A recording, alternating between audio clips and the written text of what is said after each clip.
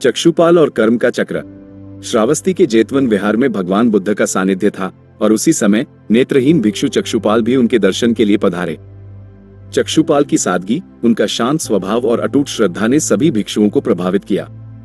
एक दिन कुछ भिक्षु चक्षुपाल की कुटिया के पास से गुजर रहे थे, जहां उन्होंने मरे हुए कीड़े देखे।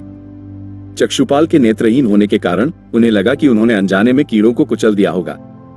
वे आपस में कहने लगे, देखो, चक्षुपाल ने कितने जीवों की हत्या कर दी।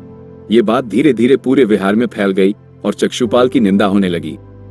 जब भगवान बुद्ध को इस घटना की जानकारी मिली तो उन्होंने उन भिक्षुओं को बुलाया जिन्होंने चक्षुपाल की निंदा की थी।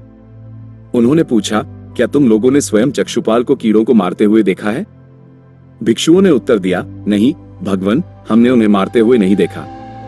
बुद्ध ने गंभीर स्वर में कहा, जैसे तुम लोगों ने उन्हें मारते हुए नहीं देखा, वैसे ही चक्षुपाल ने भी उन्हें मरते हुए नहीं देखा। वे नेत्रहीन हैं, उन्हें पता नहीं चला होगा। बिना देखे किसी पर आरोप लगाना अनुचित है। भिक्षु लज्जित हुए और उन्होंने अपनी भूल स्वीकार की। फिर एक भिक्षु ने जिज्ञासावश पूछा, भगवान, चक्षुपाल नेत्रहीन क्यों हैं? उन्होंने इस जन्म में या पिछले जन्म में ऐसा कौन सा पाप किया था? भगवान बुद्ध ने चक्षुपाल के पूर्व जन्म की कहानी सुनाई। पूर्व जन्म में चक्षुपाल एक कुशल वैद्य थे। एक अंधी महिला उनके पास इलाज के लिए आई। महिला ने वादा किया कि यदि वे उसकी आंखें ठीक कर देंगे तो वो और उसका परिवार उनके दास बन जाएंगे। वैद्य ने महिला का इलाज किया और उसकी आंखें ठीक हो गईं। लेकिन जब महिला को दास बनने की बात याद आई तो वो डर गई और उसने अपनी आंखें ठीक होने से इनकार कर दिया। वैद्य जानते थे कि महिला झूठ बोल रही है। क्रोधित होकर उन्होंने महिला को एक और औषधि दी, जिससे उसकी आंखें फिर से अंधी हो गई।